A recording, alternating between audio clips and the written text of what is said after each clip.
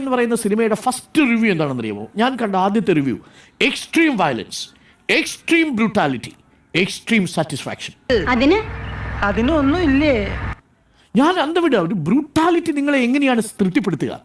Violence നിങ്ങളെ തൃപ്തിപ്പെടുത്തുന്നത് ശരി, നമുക്ക് മനസ്സിലാക്കാം. സ്ലാഷർ സീരീസിൽ പെടുന്ന സിനിമകളിൽ വയലൻസ് ഇഷ്ടപ്പെടുന്ന, ആ വയലൻസിനെ ചിത്രീകരിക്കുന്നത് ഞെട്ടാൻ വേണ്ടി തയ്യാറാവുന്ന ഒരു സമൂഹമാണ്.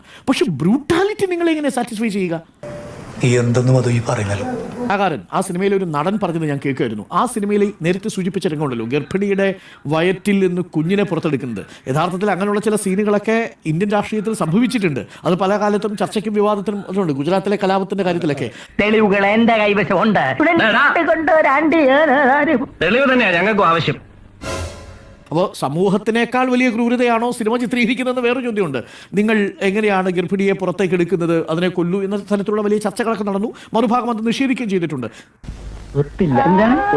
ഇപ്പോൾ ഈ വിമർശിച്ചുകൊണ്ടിരിക്കുന്ന മാർക്കോ എന്ന സിനിമയെക്കുറിച്ച് എനിക്ക് ഒരു ഡിഫറെന്റ് ആയിട്ടുള്ള ഒരു ടേക്കാണുള്ളത്. കാരണം മാർക്കോ എന്ന സിനിമയിൽ നായക കഥാപാത്രമായി മാർക്കോ എന്ന ക്യാരക്ടറെ അവതരിപ്പിച്ചത് ഉണ്ണി മുകുന്ദനാണ്. ഉണ്ണി മുകുന്ദന്റെ വയലന്റ് ആയുള്ള ആക്ഷൻ സീൻസ് ഒരു ബ്ലഡ് ഫെസ്റ്റിവൽ തന്നെയാണ് ആ സിനിമയിലുടനീളം നമുക്ക് കാണാൻ കഴിയുന്നത്. ക്രൂരതയുടെ ഒരു മാനിഫെസ്റ്റേഷൻ ആണ് അത്. രണ്ട് സൈഡിൽ നിന്നായാലും, നായകനായാലും വില്ലനായാലും ക്രൂരതയുടെ ആൾരൂപങ്ങളായി നിൽക്കുന്നു, ക്രൂരമായി കൊല്ലുന്ന ആളുകളായി നിൽക്കുന്നു. ഗ്രഹണി ആസ്മയൊക്കെ ഉള്ള പിള്ളേര് പതിവായിരിക്കുന്നതിലും 10 അടി തള്ളിയിരുന്നോണം പൊട്ടിപ്പാറുന്ന അടിയാ നടക്കാൻ പോകുന്നത്. എന്നാൽ ഇതേ ഉണ്ണിമുകുന്ദൻ അഭിനയിച്ച ഗെറ്റ് സെറ്റ് ബേബി, എന്നാൽ ഈ രണ്ടാമത്തെ ചിത്രത്തിൽ നേരത്തെ ടാഗ്ലൈൻ നമ്മൾ ചർച്ചയാക്കുന്നത് പോലെ തന്നെ സമൂഹത്തിൽ എത്രത്തോളം ചർച്ചയാകുന്നുണ്ട്. രണ്ടാമതായി ഇപ്പോൾ ഉണ്ണിമുകുന്ദന്റെ ഈ മാർക്കോ കഴിഞ്ഞ അതിന് തൊട്ടടുത്ത ആഴ്ചയിൽ തന്നെ റിലീസാകുന്ന ഇപ്പോഴത്തെ ഈ പുതുവർഷത്തിലെ റിലീസായ ഗെറ്റ് സെറ്റ് ബേബിയിൽ അതിൽ നോ വയലൻസ് നോ ഫൈറ്റ്, ഇത് adjustment, no violence no fight, no violence no fight എന്നുള്ള ആ ക്യാച്ച് വേർഡ്, ഇവിടെ വയലൻസ് വയലൻസ് വയലൻസ് എന്നുള്ള മാർക്കോയിലെ ക്യാച്ച് ലൈൻ എടുത്തു പറയുന്ന ആളുകൾ ആരും ഈ നോ വയലൻസ് നോ ഫൈറ്റ് എന്ന് പറയുന്ന ഈ ഫീൽ ഗുഡ് മൂവിയെ കുറിച്ച് ചർച്ച ചെയ്യുന്നതേയില്ല. അതങ്ങനെ വരൂ, അതങ്ങനെ സംഭവിക്കൂ. ഇത് രണ്ടിന്റെയും നായകൻ എന്ന് പറയുന്നത് ഉണ്ണിമുകുന്ദനാണ്. അവിടെ മാർക്കോയായിട്ടാണെങ്കിൽ ഇവിടെ ഡോക്ടർ അർജുൻ ബാലകൃഷ്ണൻ എന്ന കഥാപാത്രമായിട്ടാണ്. ഒരു മെയിൽ ഗൈനക്കോളജിസ്റ്റിന്റെ വേഷമാണ്. അത് തിയേറ്ററിലേക്ക് പോയി കഴിഞ്ഞാൽ നല്ല ശാന്തിയും സമാധാനവും ഒക്കെ കിട്ടുന്ന, കുടുംബമായി പോയിരുന്ന് കാണാൻ പറ്റുന്ന, ഉണ്ണി സാറൊക്കെ ചിരിക്കാൻ പറ്റുന്ന നല്ല സിനിമയാണ്. അതിനകത്തൊരു ആക്കലുണ്ടല്ലോ ഏറെക്കുറെ.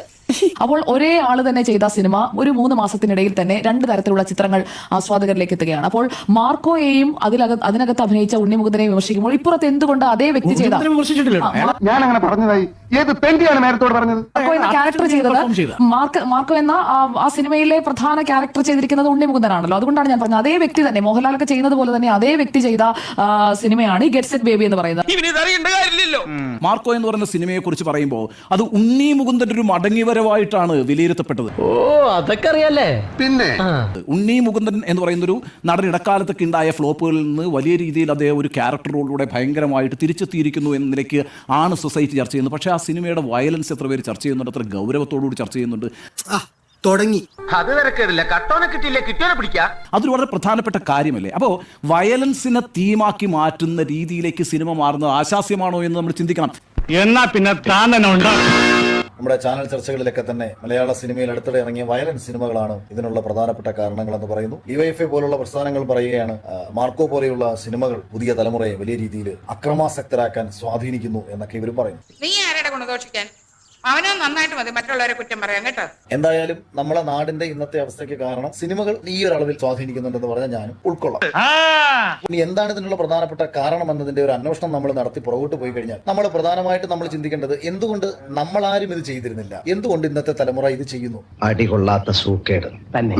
മാധ്യമങ്ങളെ, മാധ്യമ പ്രവർത്തകരെ, നിങ്ങൾക്കാർക്കെങ്കിലും ഈ ഞാനിപ്പോൾ മുന്നോട്ട് വയ്ക്കുന്ന ഈ ചോദ്യത്തിനുള്ള ഉത്തരം കണ്ടെത്താനുള്ള ധൈര്യമുണ്ടോ? എന്റെ ചോദ്യം ഇതാണ്: എന്തുകൊണ്ട് 90കളിലെ തലമുറയും 80കളിലെ തലമുറയും 70കളിലെ തലമുറയും ചെയ്യാത്ത കാര്യങ്ങൾ 2000-ലെയും 2010-ലെയും ജനിച്ച തലമുറകൾ ചെയ്യുന്നു എന്നതിനുള്ള യഥാർത്ഥ കാരണം നിങ്ങൾക്ക് ആർക്കെങ്കിലും കണ്ടെത്താൻ കഴിയുമോ? ഒരു ക്ലൂ തരാമോ?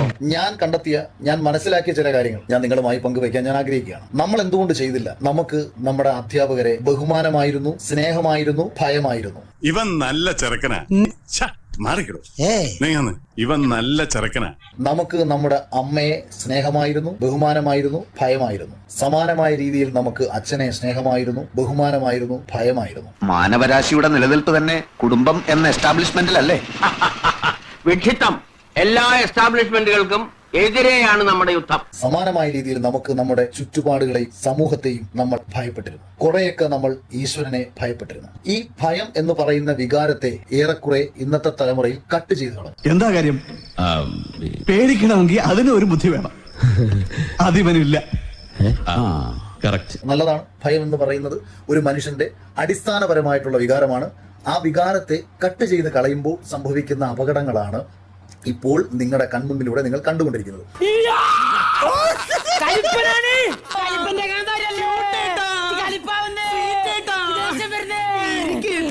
ഇനി എന്തായിരിക്കാം ഇതിനുള്ള കാരണം?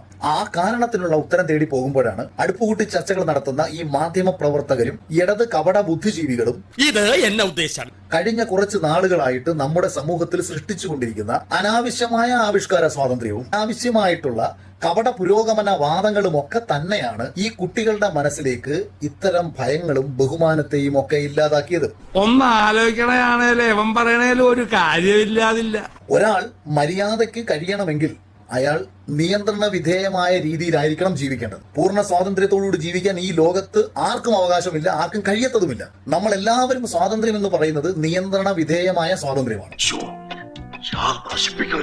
ഒരു രാജ്യത്തിന്റെ, അത് ഏത് രാജ്യത്തിന്റെ ആയാലും ആ രാജ്യത്തിന്റെ ഭരണഘടന അനുശാസിക്കുന്ന കാര്യങ്ങൾ ചെയ്യാനും ചെയ്യാതിരിക്കാനും ആ നിയന്ത്രണം നമുക്കുണ്ടാവും. ഈ നിയന്ത്രണത്തെ അനാവശ്യമായ രാഷ്ട്രീയത്തിന്റെ പേരിൽ കട്ട് ചെയ്യാൻ വേണ്ടി കഴിഞ്ഞ കുറച്ച് നാളുകളായിട്ട് കപട പുരോഗമനവാദികളും ഈ കുറച്ചെങ്കിലും ബോധമില്ലാത്ത മാധ്യമ പ്രവർത്തകരും ചെയ്യുന്നുണ്ട്. അവരെ ഈ കുഴി കൊണ്ട് ചാടിച്ചിട്ട് അങ്ങനെ അങ്ങ് രക്ഷപ്പെടാൻ നിന്നെ ഞാൻ സമ്മതിക്കില്ല. ഇപ്പൊ സിനിമയെ കുറ്റം പറഞ്ഞുകൊണ്ട് റിപ്പോർട്ടർ ചാനലിൽ ഇരിക്കുന്ന അധ്യാപകനായിരുന്ന ഒരു മാധ്യമ പ്രവർത്തകൻ തന്നെ മുമ്പൊരിക്കൽ ഒരു ഇന്റർവ്യൂവിൽ പറയുന്നത് കേട്ടു, ഞാൻ ക്ലാസ്സിലേക്ക് ചെന്ന് കയറി കഴിഞ്ഞാൽ കുട്ടികൾ എണീക്കും, അവർ എന്നെ സാറേ എന്ന് വിളിക്കും. ഞാൻ അവരോട് പറയും, നിങ്ങൾ എന്നെ തന്തയ്ക്ക് വിളിക്കൂ, നിങ്ങൾ എന്തിനാണ് എന്നെ സാറേ എന്ന് വിളിക്കുന്നത്? നിങ്ങൾ എന്നെ കാണുമ്പോഴത്തേക്ക് ഈ രാജ്യത്ത് വിളിക്കാൻ പറ്റുന്ന സകല തെറികൾ നിങ്ങൾ എന്നെ വിളിക്കൂ, നിങ്ങൾ എന്നെ ബഹുമാനിക്കേണ്ട കാര്യമില്ല, നിങ്ങൾ എന്തിനാണ് എണീക്കുന്നത്? എണീക്കൽ എന്ന് പറയുന്നത് അടിമ മനോഭാവമാണ്. അങ്ങനെയൊന്നും നിങ്ങൾ ചെയ്യാൻ പാടില്ല. നിങ്ങൾ ആരെയും കണ്ടാൽ എണീക്കരുത്. നിങ്ങൾ ആരുടെയും കാലെ തൊട്ട് തൊടുവരുത്, നിങ്ങൾ ആരെയും ബഹുമാനിക്കരുത്. ഇത്തരം ഇത് ഞാൻ കുറച്ച് സർക്കാസ്റ്റിക്കലി പരിഹസിച്ച് പറഞ്ഞതാണ്. കാരണം ഇവനെയൊക്കെ കണക്കുള്ള നാറികൾ എന്ന് പറയുന്ന പദം പോലും ഇവന്മാർക്ക് അപമാനകരമാണ്. ഇവന്മാരാണ് ഈ നാടിൽ ഇന്ന് ഈ പുതിയ തലമുറയെ ഇത്രയേറെ നശിപ്പിച്ച വിഷം കുത്തി മനസ്സിലേക്ക് വെച്ചു കൊടുത്തു. അങ്ങനെ കുടുംബത്തിലുള്ള മൂല്യങ്ങളെ കട്ട് ചെയ്തുകൊണ്ട് കുട്ടികളെ ഇല്ലാതാക്കി ഈ രീതിയിലേക്ക് മാറ്റി എടുക്കത്തക്ക ഒരു സാഹചര്യം ഒരുക്കി കൊടുത്തത് ഇവിടുത്തെ നാറികളായ കപട ബുദ്ധിജീവികളാണ്. വിപ്ലവ ചിന്താഗതി ഉണ്ടാവും മനസ്സില്. ബുദ്ധിജീവിയാണ് അല്ലേ ഇയാളെ പിടിച്ച് മാറ്റിയെടുത്ത്? ഞാനിവിടെ രാഷ്ട്രീയപരമായിട്ടല്ല പറയുന്നത്. ഈ ചിന്ത വെച്ച് പുലർത്തുന്ന നാറികൾ തന്നെയാണ് ഈ നാടിന്റെ ശാപമായി മാറിയത്. ഇവരാണ് ഈ പുതിയ തലമുറയെ ഈ വിധത്തിൽ നശിപ്പിക്കത്തക്ക വിഷം ഇഞ്ചക്ട് ചെയ്ത് വെച്ച് കൊടുത്തുകൊണ്ടേയിരുന്നത്. സോഷ്യൽ മീഡിയകളിലൂടെ ഇത്തരം കോണ്ടന്റുകൾ കണ്ട് അച്ഛന്റെ മുഖത്തും കിട്ടി. ഇയാൾ ആരാണ് എന്നോട് ഈ ചോദ്യം ചോദിക്കുക? നിങ്ങൾ ഈ രാജ്യത്തെ ഒരു പൗരനാണെങ്കിൽ ഞാൻ ഈ രാജ്യത്തെ ഒരു കുട്ടിയാണ്. അപ്പൊ നിങ്ങളുടെ അടുത്ത് ചോദിച്ചിട്ട് ചെയ്യേണ്ട കാര്യമൊന്നും എനിക്കില്ല. ഞങ്ങൾ അസ്വസ്ഥരാണ്, ഈ വ്യവസ്ഥിതിയിൽ ഞങ്ങൾക്ക് വിശ്വാസമില്ല എന്ന് ഒരു അച്ഛന്റെ മുഖത്ത് നോക്കി ചോദിക്കാൻ കുട്ടികൾക്കും അധ്യാപകരുടെ മുഖത്ത് നോക്കി ചോദിക്കാൻ വിദ്യാർത്ഥികൾക്കും, ഒരു അധ്യാപകൻ ശാസന രൂപേണ ഒരു കുട്ടിയെ വഴക്ക് പറഞ്ഞാൽ അല്ലെങ്കിൽ ഒരു അടി കൊടുത്താൽ അതിനെ എതിർക്കാനും തല്ലി എന്നുള്ള എന്തോ മഹാക്രൂരമായിട്ടുള്ള രീതിയിൽ അതിനെ വഴിതിരിച്ചു കൊണ്ടുപോയി ആ അധ്യാപകനെ ഏത് രീതിയിലും ജയിലിലടപ്പിക്കുകയും അതിലൂടെ ഒരുപാട് അധ്യാപകരെ ഭയപ്പെടുത്തുകയും വരും തലമുറ എങ്ങനെയും നശിച്ച് നാരായണക്കല്ലടിച്ചു പൊയ്ക്കോട്ടെ എന്ന് അധ്യാപകരെ കൊണ്ട് ചിന്തിപ്പിച്ചതൊക്കെ തന്നെയും ഇത്തരം മനോഭാവങ്ങൾ വച്ചു പുലർത്തുന്ന സോഷ്യൽ മീഡിയ കോണ്ടന്റ് ക്രിയേറ്റേഴ്സുകളും ഈ ഇടത് കപട ബുദ്ധിജീവികളും ഒക്കെ തന്നെയാണ്.